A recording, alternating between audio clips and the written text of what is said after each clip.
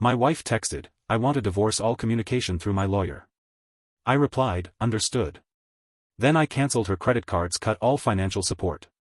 72 hours later her lawyer was frantically calling me. Original post. I 42 am still processing but mostly just operating on autopilot. Feels weirdly calm. 3 days ago Tuesday afternoon, deep in work spreadsheets, my phone buzzed. My wife Olivia 39F. The text was short. Brutal. Olivia, Ethan, I want a divorce. Please direct all future communication through my lawyer Mr. Peterson. His contact details will follow. 15 years of marriage ended via text. No warning. We'd had dinner the night before, talked weekend plans. Normal. Nothing suggested this. I stared at it for maybe 5 minutes. Shock, hurt, anger. Yeah, all there. Simmering below. But surface level? Cold clarity. She set the terms lawyers only. Okay. My reply, understood. Then practicality took over. Legal channels meant informal marriage arrangements were instantly void. We always kept our main finances separate for day-to-day stuff. Learned that lesson from my parents' messy split. She had her personal account, I had mine. Credit cards. Olivia had supplementary cards on my accounts. Not joint ownership, just authorized user status I granted. Logged into banking apps. Click. Cards cancelled. Reported user no longer authorized. Done. Allowance. I transferred her a monthly sum to her personal account for discretionary spending. Logged into my bank. Cancelled the recurring transfer. Effective immediately. Shared subscriptions, Netflix, Prime, etc. under my name. Logged out all other devices. Changed passwords. She wants streaming, she buys it. Car. The car she drives is leased in my name, my insurance. Didn't cancel insurance immediately, too risky for everyone on the road, but noted to discuss the lease transfer with my lawyer ASAP. Gas card tied to a cancelled credit card? Useless now. Took maybe 30 minutes. Not revenge, just accepting the new reality she dictated. She drew the line. Lawyers only. Fine. Lawyers work on formal agreements, not assumptions based on a marriage she just ended. Her lawyer's details arrived via email an hour later. Forwarded them straight to Ms. Cole, a top divorce attorney a colleague recommended. Emailed Ms. Cole, received text demanding divorce, lawyers only. Complied. Need immediate counsel on next steps, asset protection. Advise retainer. Finished my work project, went home. House was empty, she must have packed while I was out. Slept okay surprisingly. Fast forward 72 hours. Friday afternoon, unknown number rings. Had a feeling. Hello? Is this Ethan? Ethan's last name? Sharp, impatient voice. Speaking. This is Mr. Peterson. I represent Olivia. Olivia's last name. My client is experiencing some difficulties.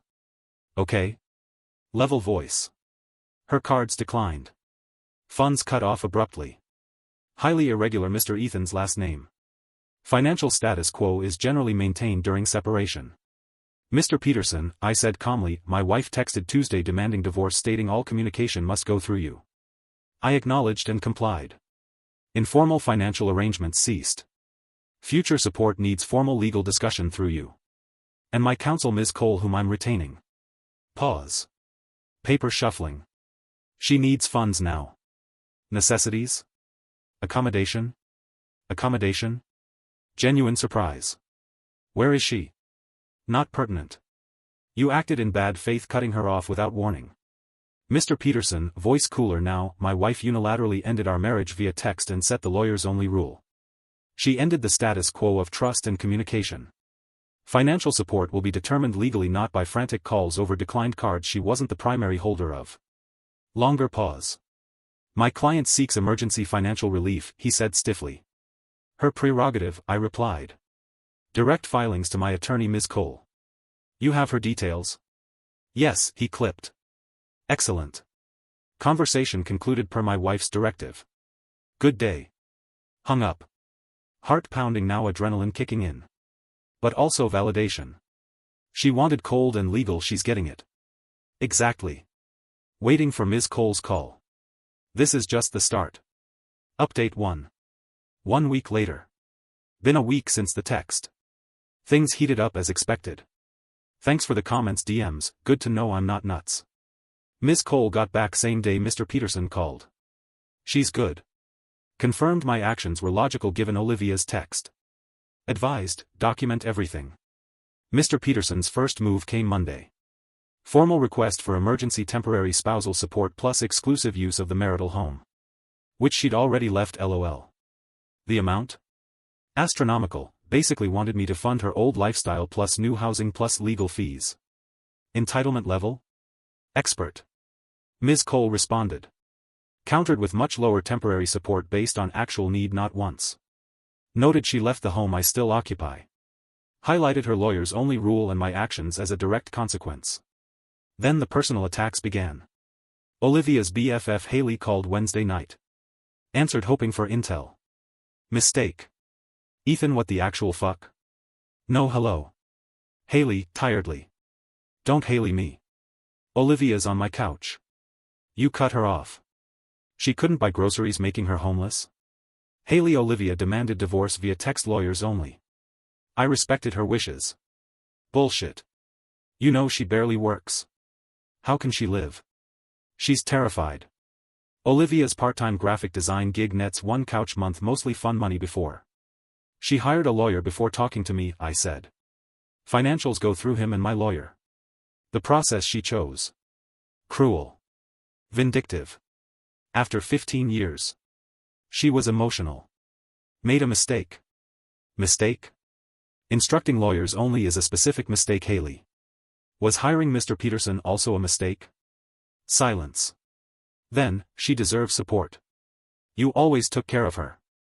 And I would have discussed things amicably if she hadn't nuked the marriage via text and lawyered up. She set the rules. We follow them now. She'll take you for everything, Haley spat. She can try, I said calmly. Filed legally.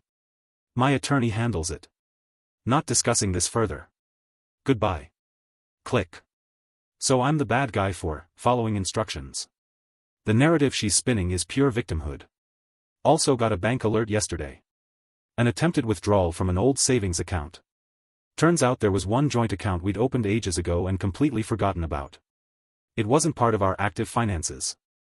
It only had about $500 left in it. Olivia apparently found the debit card and tried to drain it. Bank flagged the sudden activity on the dormant account, went straight there, explained the pending divorce, froze the account pending legal agreement. Not about the money. It's the attempt, while her lawyer screams bad faith at me. Ms. Cole says this actually helps us, shows Olivia isn't just passively waiting but actively trying back channels outside the process she demanded. Waiting for the emergency support hearing court date. Olivia still couch surfing at Haley's. Mr. Peterson must be realizing his client expected a blank check. Not reality. Feeling less shock. More grim determination. This is gonna suck. Update 2. 3 weeks later. Okay, it got dirtier. Shocking, I know. Had the emergency support hearing last week. Olivia was there looking stressed, avoiding my gaze. Mr. Peterson argued she was destitute. Victimized by my malicious actions.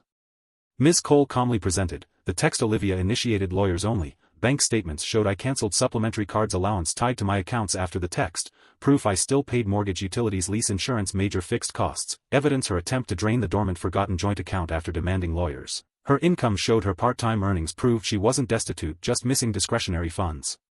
Judge wasn't buying Mr. Peterson's drama. Asked Olivia why no prior discussion. She mumbled, intimidated. LOL, I'm not. Judge seemed skeptical. Result, temporary support ordered way closer to our figure than there's enough for basics contribution to legal fees but zero funding for her old lifestyle. Judge basically told Olivia her own actions, the text the account drain attempt, contributed to her current situation. Dodged a bullet, felt like. But they weren't done. This week the real game started. Dirty trick number 1, call for my HR, anonymous complaint, alleged misuse of company resources for personal legal stuff. False. Used personal devices / email only and erratic behavior suggesting instability. Thankfully my boss knows me. Complaint was vague. HR checked logs. Nothing. Quick chat with me. Calmly explained basics. Dismissed it. Clear attempt to mess with my job. Low. Ms. Cole noted it. Tough to prove, anonymous source, but adds to pattern. Dirty trick number 2, Olivia's mother called. Tears accusations. How could you? She's struggling. Judge unfair. Give her more money. Think of the years she gave you. Same response, Olivia chose this path. Lawyers handle financials as she requested. Can't discuss. Called heartless.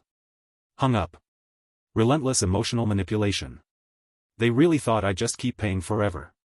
My response, sticking to logic under fire. Their tactics just clarified the situation. Simply reacting wasn't enough. I needed to proactively secure my position legally and shut down avenues for manipulation. Strictly by the book. The car, Ms. Cole sent Mr. Peterson a letter. Temporary support established. Olivia needs to handle the car. Take over lease if qualified or return it. I stop payments next cycle. Insurance cover which I'd maintained would cease concurrently. 30 days. Her problem to solve within the legal framework. The house, filed for formal exclusive use since she left and judge didn't grant it to her. Started valuation process for sale buyout. Buyout unlikely given her finances. Establishing clear legal control. Asset division, pushing for immediate full financial discovery. Suspect hidden assets on her side. Time for transparency. Legally mandated. Hiding things. Court trouble. Documenting harassment, logged every manipulative call the work complaint dates time summary. Ms. Cole says pattern of bad faith tactics influences final settlement legal fees. It's not about revenge. It's about methodically managing the situation within the legal boundaries she established, especially now that they were resorting to underhanded tactics. The work complaint crossed a line, making firm decisive legal steps essential. Olivia texted me directly yesterday breaking her own rule, "Ethan, you can't take the car. How will I get anywhere? Plus stop this." Screenshotted sent to Ms. Cole. Replied, "Olivia, per your instructions, date all communication via lawyers. Contact Mr. Peterson." Silence. Final update. 6 months later. About 7 months since the text. Divorce finalized last month. Feels like ages ago. Time for the final update. The last 6 months were legal trench warfare. Mr. Peterson delayed. Olivia played victim. Rejected reasonable offers. The car, major fight. She couldn't qualify for lease takeover. Refused to return it. Mr. Peterson argued necessity. Ms. Cole countered temp support covers basic transport. Deadline passed. Informed leasing company I wasn't paying. She wasn't authorized driver. Car repossessed from outside Haley's place. Cue frantic calls from Haley, Olivia's mom. Ignored. Forwarded to Ms. Cole. Olivia furious but legally cornered by the consequences of inaction. The house, got exclusive use order. Sold it relatively fast. Equity held in escrow pending division. Olivia fought for more, claiming economic disadvantage. Financial discovery, the kicker. Pushed hard. Olivia had to disclose. Turns out she had a separate savings account, parents' contributions over years, and some inherited stocks she forgot. Not huge, but more than the $500 in the dormant joint account. Mr. Peterson argued separate property. Ms. Cole proved commingling in marital funds, enabling her to keep them untouched. Anonymous complaint, no direct proof, but judge noted the timing nature in final proceedings. Didn't win damages but added to the bad faith picture. Final settlement, settled just before a contested trial. Judge signaled impatience with Olivia's tactics in pretrial talks. Facing worse outcome plus potentially paying my fees, Olivia agreed. Assets, house equity nearly 50-50, slight edge to me due to her hidden assets factored in. Stocks divided as marital property. She kept her small personal savings. Spousal support, time-limited 2 years, rehabilitative alimony significantly less than demanded, enough to help her transition, not fund old lifestyle, contingent on efforts to become self-supporting. Legal fees, each paid their own. A win, avoided fighting for her to pay mine. Aftermath, Olivia's in a small apartment working more, complaining about money, heard indirectly. Haley distanced herself after Olivia became a burden. Parents likely still helping. Remorse, apology? Zero. Still seems baffled I didn't just fund her life post-detonation. The entitlement runs deep. She genuinely felt owed her lifestyle regardless. Me?